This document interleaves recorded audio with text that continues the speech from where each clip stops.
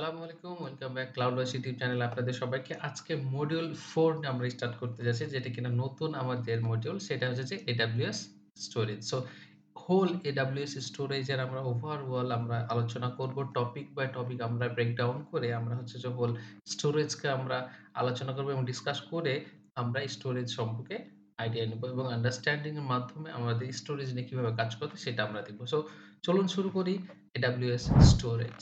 So ফার্স্টে আমরা যদি স্টোরেজ নিয়ে আমরা কথা বলতে যাই তাহলে টপিক আমরা নাম্বার 1 এ টপিকে রেখেছি সেটা হচ্ছে Amazon S3 fundamentals and advance. So আমরা হচ্ছে যে এই যে টপিক আছে সেই টপিকে হোল যে S3 রয়েছে Amazon যে S3 সিম্পল স্টোরেজ সার্ভিস সেইটার আমরা যে ফান্ডামেন্টাল থেকে অ্যাডভান্স আমরা ডিসকাস করব। সো টপিক বাই টপিক এবং হচ্ছে যে পয়েন্ট টু পয়েন্ট আমরা আলোচনা করব এবং থিওরিটিক্যাল করব এবং হচ্ছে সাথে আমরা হ্যান্ডস অন করব। সো এই টপিকে যে আমরা ডিসকাস করতে যাচ্ছি সেটা হচ্ছে যে ফার্স্টেই হচ্ছে যে ব্লক, অবজেক্ট আর ফাইল স্টোরেজ নিয়ে আমরা ডিসকাস করব এবং এদের এই ৩ টার মধ্যে কিভাবে আমাদের ভ্যারিয়েশনটা রয়েছে সেটা আমরা ডিসকাস করে আউটপুটটা নিয়ে আসবো। সো স্টোরেজ এর কথা বলতে গেলে অবশ্যই আপনাকে ব্লক এবং অবজেক্ট এবং ফাইল যে স্টোর রয়েছে সেইটাকে ক্লারিফাই একটা আইডিয়া থাকতে হবে। সো আমরা সেই জিনিসটাই করতে যাচ্ছি। সো ফার্স্টে যদি দেখি আমরা block storage. So block storage actually কি? সো এখানে দেখেছি যে block storage is a type of data storage method where data is stored in fixed size, block or chunk. Each block acts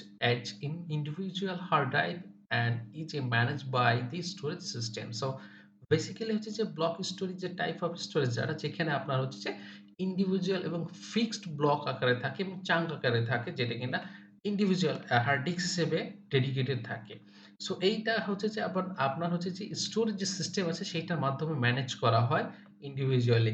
so এই হচ্ছে যে overall block storage and then হচ্ছে যে use cases. So typically use in environment where data needs to be accessed and modified frequently such as database or virtual machine environment. So এই block স্টোরেজকে সেইখানে use করা হয় যেখানে কিনা আপনার frequently access এবং মডিফাই করা দরকার হয় বা করতে পারে সেই ক্ষেত্রে আপনার ব্লক স্টোরেজটা ইউজ করা হয়।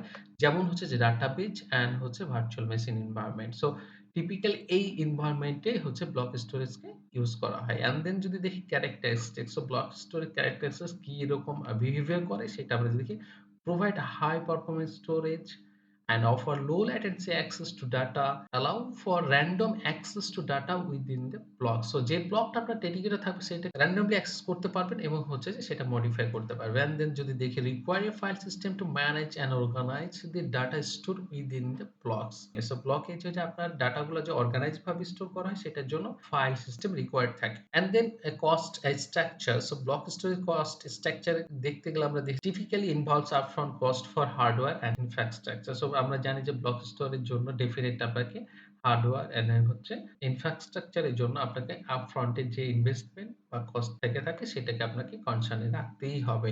সো এই হচ্ছে যে ব্লক স্টোরেজ ডিভাইস যেটা কিনা ইন্ডিভিজুয়াল হার্ড ড্রাইভ বা ব্লক স্টোরেজ হিসেবে ডিসাইড করা থাকে এবং হচ্ছে যেটা ইউজ করা হয় এন্ড দেন হচ্ছে যে ইউজ কেসে আপনার ডেফিনিটলি ডাটাবেস বা ভার্চুয়াল মেশিন এনভায়রনমেন্ট ইউজ করা হয় আপনার frequently access এবং modify করার জন্য and characteristics হচ্ছে যে high performance storage, low latency access data and হচ্ছে যে random access data within the blocks and record file system যেটা কিনা আপনাকে ম্যানেজ করে ডাটাটাকে স্টোর করে ম্যানেজ অর্গানাইজ ভাবে and then হচ্ছে কস্টের ক্ষেত্রে ডেফিনিটলি হচ্ছে আপফ্রন্ট এর কস্ট থাকে যেটা কিনা হচ্ছে infrastructure and hardware related and then যদি আমরা দেখি সেটা হচ্ছে যে object storage is a method of storing and managing data as objects where each object contain data, metadata, and unique identifier. Objects are stored in a flat organized without the use of a file system. So object store হচ্ছে যেখানে file সিস্টেমে এখানে কোনো প্রয়োজন হয় না। But হচ্ছে যে আপনার যে স্টোরেজ করা হয় যে ডাটাগুলো সে ডেফিনিটলি আপনার হচ্ছে মেটাডাটা এবং হচ্ছে ইউনিক আইডেন্টিফায়ার থাকে। সো অবজেক্ট এটা হচ্ছে সেই স্টোরিং যে মেথড যেটা কিনা হচ্ছে যে ডাটা স্টোর করে অ্যাজ এ অবজেক্ট হিসেবে। এরপরে যদি আমরা দেখি যে use cases so you suited for storing a large amount of unstructured data such as multimedia files, backups and archival data. So যেটা কিনা large amount of data store করতে পারে আনস্ট্রাকচার্ড ডাটা এবং যেগুলো হচ্ছে কিনা multimedia files, backups and archival data. And then হচ্ছে characteristics. So ফার্স্টে যদি দেখি scale easily to accommodate massive amount of data and then provides high durability and availability and then offer simple APIs for data access and management and then does not require a file system, make it more flexible for storing various type of data. So accommodate করতে পারে massive of data, যে amount of data আপনার store করতে পারে, high availability and durability দিয়ে থাকে, provide করে থাকে, এবং হচ্ছে যে সিম্পল এপিআইস যেটি অফার করে থাকে, যেটার মাধ্যমে কিনা ডাটা অ্যাক্সেস এবং ম্যানেজমেন্ট করা যায়। অ্যান্ড দেন হচ্ছে যে এখানে ফাইল সিস্টেম রিকোয়ার্ড হয় না। সেই কারণে আপনার হচ্ছে মোর ফ্লেক্সিবিলিটি থাকে, যেখানে কিনা আপনার ভ্যারিয়াস যে ডাটা আপনার স্টোর করতে পারে খুব সহজে।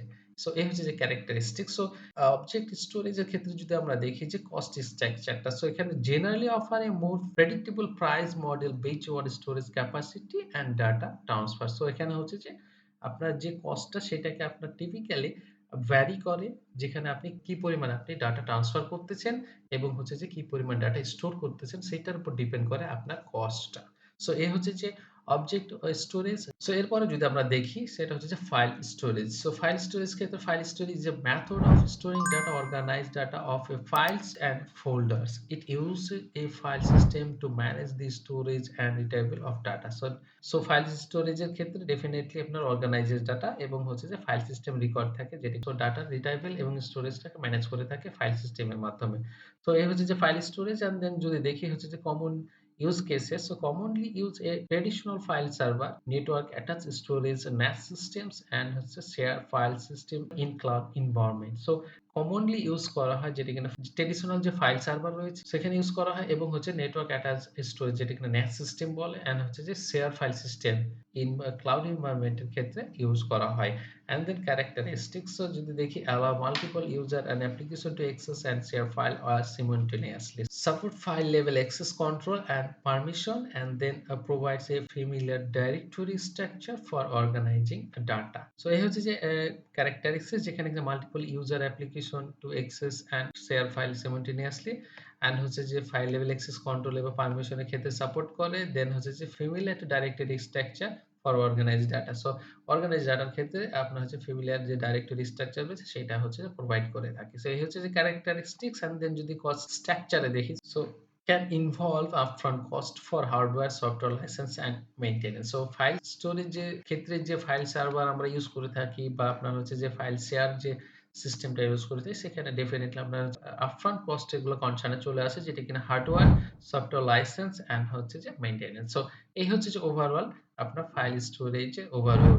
সো এই হচ্ছে যে ব্লক, অবজেক্ট এন্ড ফাইল স্টোরেজের ওভারভিউ, এবং একটার সাথে আরেকটা ভ্যারিয়েশনটা কি রয়েছে, ইউজ কেসেস এবং ক্যারেক্টারিস্টিক্স এর মধ্যে আমরা ডিফারেন্সিয়েশনটা আমরা নিয়ে ডিসকাস করলাম, কস্টের ক্ষেত্রে কোনটা ইফেক্ট করে। সো এই ওভারঅল আমরা ব্লক, অবজেক্ট এবং হচ্ছে যে ফাইল স্টোরেজের যে ওভারভিউটা রয়েছে সেটা আমরা ডিসকাস করলাম। সো এইখানে যদি কারো কোনো কোশ্চেন থাকে বা জানার থাকে বা জানানো থাকে, ডেফিনিটলি আপনারা হচ্ছে কমেন্ট সেকশনে জানাবেন, এবং ভুলবেন না শেয়ার করতে, কমেন্ট করতে এবং সাবস্ক্রাইব করতে, এবং এই যে টপিক গুলো রয়েছে আর যারা নিউ বিগিনার রয়েছে তাদের মধ্যে শেয়ার করতে ভুলবেন না। তো ভালো থাকবেন, কথা হচ্ছে, দেখা হচ্ছে নেক্সট ভিডিওতে। আল্লাহ হাফেজ, সালামু আলাইকুম।